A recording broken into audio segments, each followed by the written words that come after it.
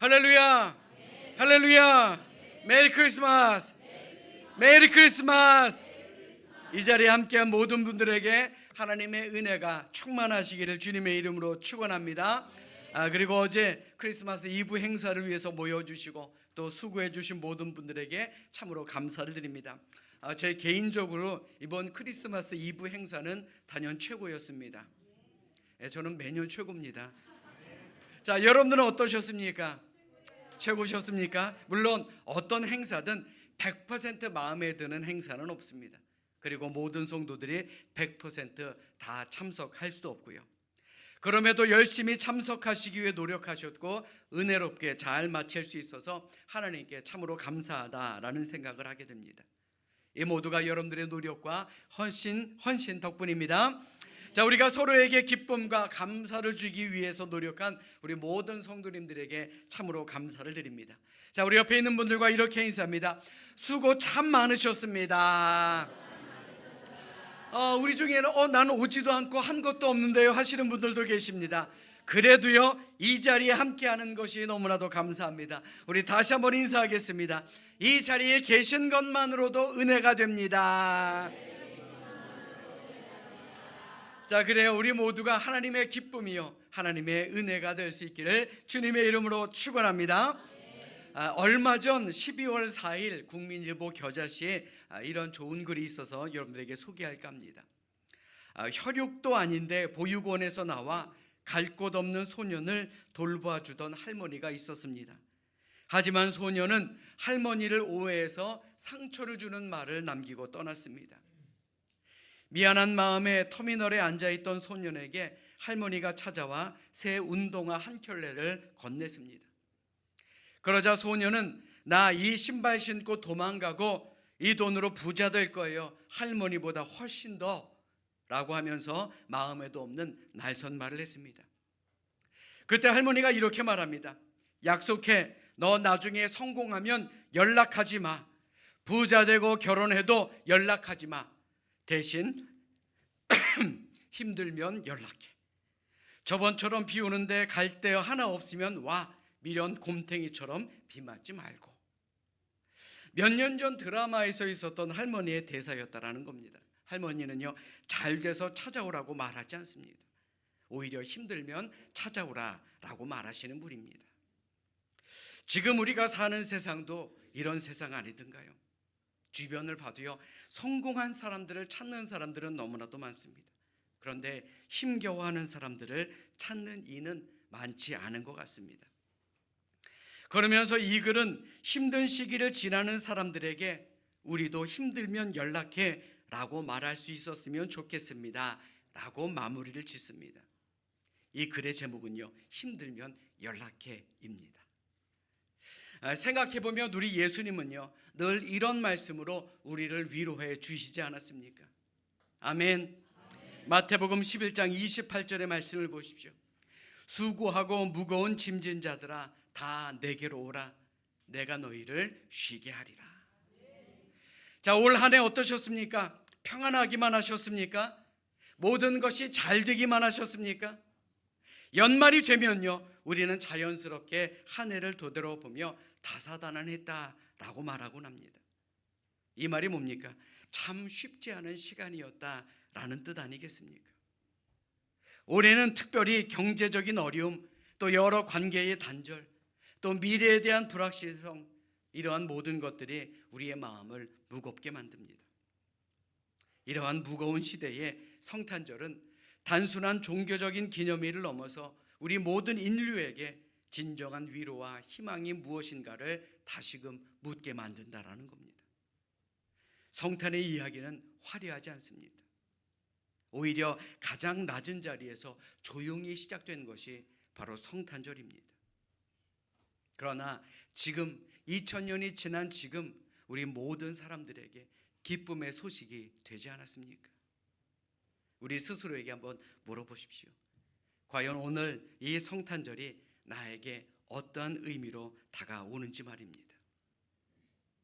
오늘 우리 교회는 남녀노소 모두 함께 연합 예배로 드립니다. 바라기는요, 이 자리에 계신 모든 분들 예수님의 태어나심과 내가 어떠한 관계가 있는지 한번 오늘 말씀을 통해 나를 돌아보는 우리 모두가 될 수 있기를 주님의 이름으로 축원합니다. 자, 무엇보다도요, 예수님의 탄생, 즉 성탄은 성육신으로 시작된 희망의 시작이다라고 말씀드릴 수 있습니다. 요한복음 1장 14절의 말씀에 보시면 이렇게 표현하고 있습니다. 말씀이 육신이 되어 우리 가운데 거하심에 우리가 그의 영광을 보니 아버지의 독생자의 영광이요 은혜와 진리가 충만하더라 라고 말씀합니다. 우리 기독교에서 말하는요, 이 말씀이 육신이 된다라는 말을 성육신, 인카네이션이라고 말합니다. 이 성육신이라는 말의 의미는요, 하나님과 같은 초월적인 존재가 인간의 몸과 삶을 실제적으로 받아들이셨다라는 뜻입니다. 힘들고 어렵고 배고프고 슬프고 기쁜 이런 모든 감정을 하나님께서 사람의 몸을 통해 나타내셨다라는 겁니다.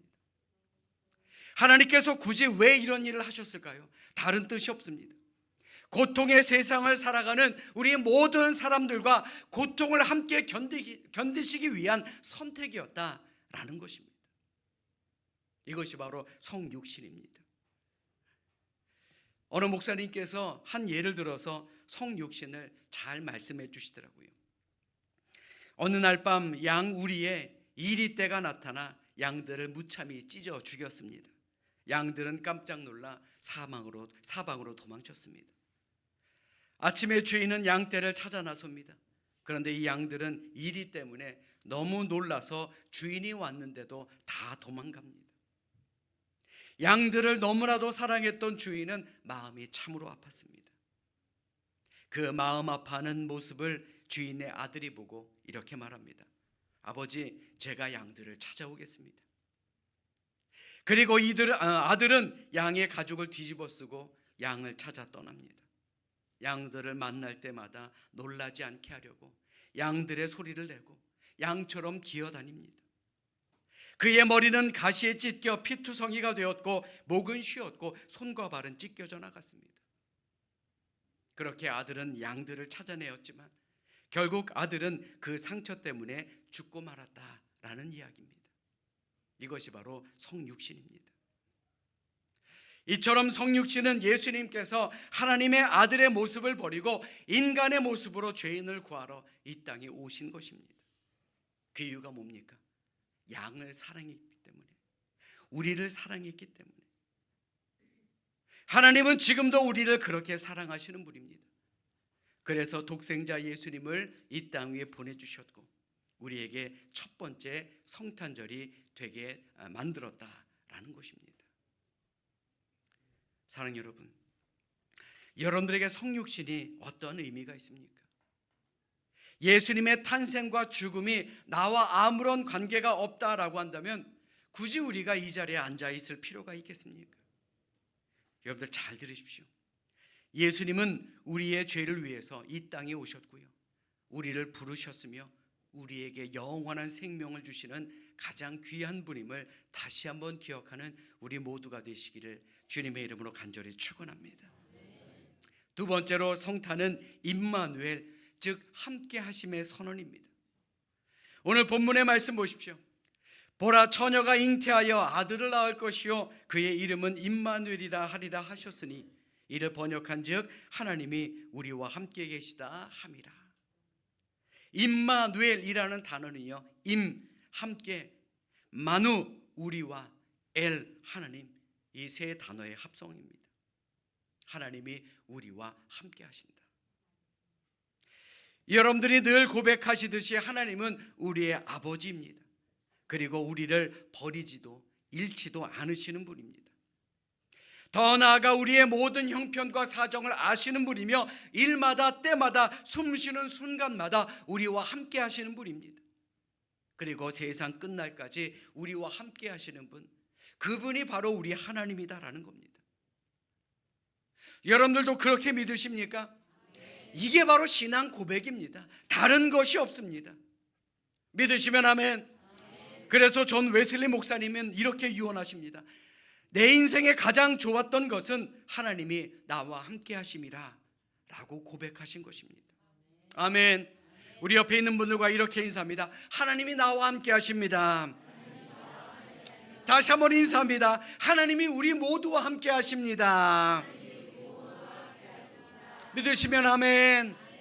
세계 여러 민족의 종교 속의 신의 모습은요, 강한 힘으로 인간을 다스리거나 아니면 반대로 인간의 삶에 관여하지 않고 그저 위험 있는 존재로 비춰지곤 합니다.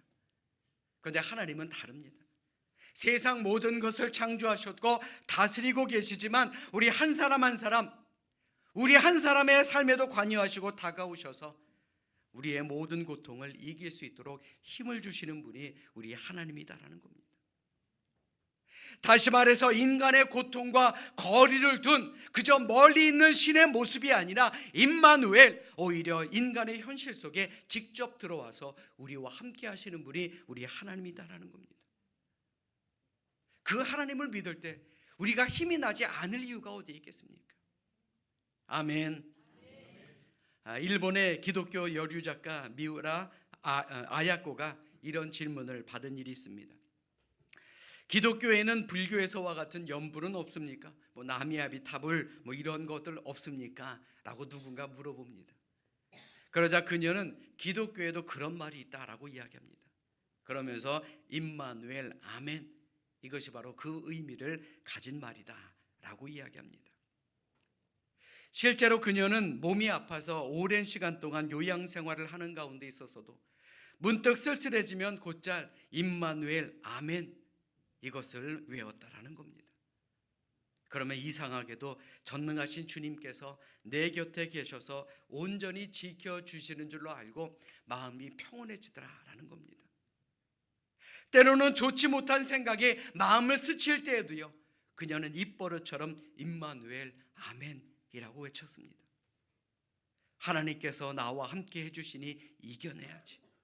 또 누구에게 오해를 받을 때에도 이 임마누엘 아멘 기도를 하면 전능하신 하나님께서 나의 모든 것을 알아주시겠지.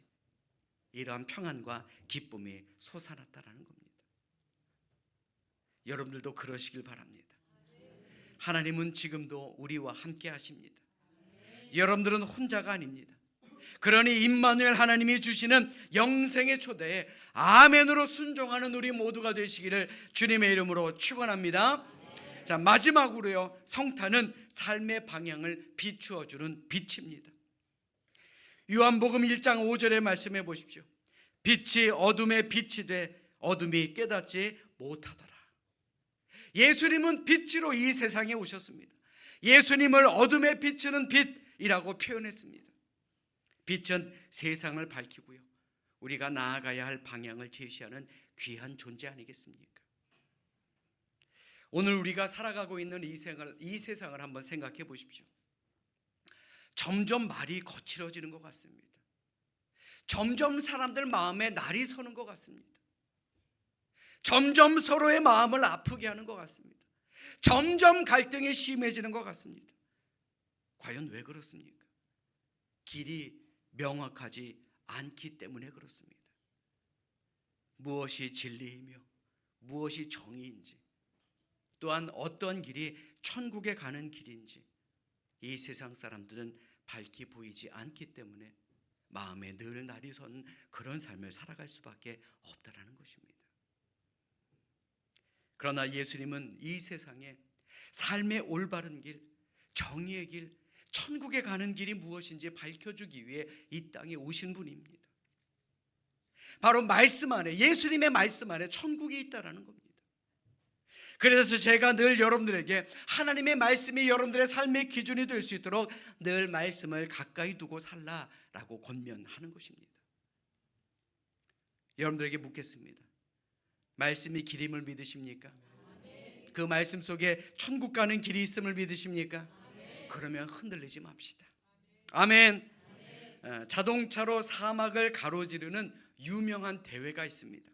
이 다카르 랠리라는 대회인데요, 달리는 거리가 얼마인 줄 아십니까? 짧게는 6,000km에서 길게는 8,000km가 넘는다 그럽니다. 놀라지도 않아요. 여러분들 여기서 집에까지 몇 킬로 됩니까? 6,000에서 8,000km를 달려야 되는 거예요. 사막에 길이 있습니까? 표지판이 있습니까? 아무것도 없습니다. 참가팀들은요, 대회 우승도 중요하지만 완주하는데 의의를 둔다라고 할 정도로 길이 굉장히 험합니다. 그런데 이 대회에서는 항상 2명의 사람이 함께 조를 이룹니다. 한 사람은 운전대를 잡고요, 최선을 다해 달리는 사람입니다. 그리고 또 다른 한 사람은 페이스노트라고 불리는 방향키를 잡는 보조자로 구성됩니다. 이 페이스노트가 뭐냐? 자동차의 위치, 자동차가 가야 할 방향, 이것을 찾아내서 운전자에게 알려주어서 올바른 길로 가게 만드는 역할을 한다라는 겁니다. 모든 대회, 자동차 대회가 속도가 생명이라고 하지만 이 대회에서는요, 더욱 중요한 것이 바로 방향이다라는 거예요. 갈 방향을 모르고 달려만 가기만 한다면 이윽고 코스를 이탈해 죽음에 이를 수밖에 없다라는 겁니다. 이게 바로 다카르 랠리입니다. 사랑하는 여러분, 우리 인생도 마찬가지인 것 같습니다. 너무나도 빠르게 지나갑니다. 너무나도 빠르게 흘러갑니다. 그런데 어디를 가야 하는지 모르는 것이 문제 아니겠습니까? 속도도 중요합니다. 그러나 그보다 더 중요한 게 바로 방향입니다. 과연 어떻게 살아가야 우리가 천국의 삶을 살아갈 수 있는지. 오늘을 사는 우리도요, 방향보다는 속도에 더 치중하고 살아가고 있는 것은 아닌지 한번 생각해 봐야 할 줄로 믿습니다. 하나님의 말씀은 우리가 가야 할 방향을 제시해 줍니다. 출애굽기를 보십시오. 광야를 걷던 백성들, 느리지만 불기둥과 구름기둥의 인도함을 받았을 때 그들은 결국 약속된 가나안 땅을 누릴 수가 있었습니다. 이게 바로 방향의 중요성입니다. 하나님은 지금 이 순간에도 우리의 삶 속에서 페이스노트로 함께 하심을 믿으시기를 주님의 이름으로 간절히 축원합니다. 사랑하는 여러분, 여러분들에게 성탄절은 어떤 의미가 있는 날입니까? 오늘 드린 말씀 중에 다른 거 다 잊으셔도 좋습니다. 그러나 이거 하나만큼은 마음에 새기고 갑시다. 임마누엘, 하나님이 우리와 함께 하신다. 이거 하나만큼은 잊지 마시기를 주님의 이름으로 부탁드립니다. 이 시간 진정으로 바라기는 우리와 함께 하시는 하나님이 우리가 가야 할 갈 길을 밝혀주심을 기억하시고 이번 성탄절 하나님과 행복한 동행을 이루는 우리 모두가 되시기를 주님의 이름으로 축원합니다. 메리 크리스마스.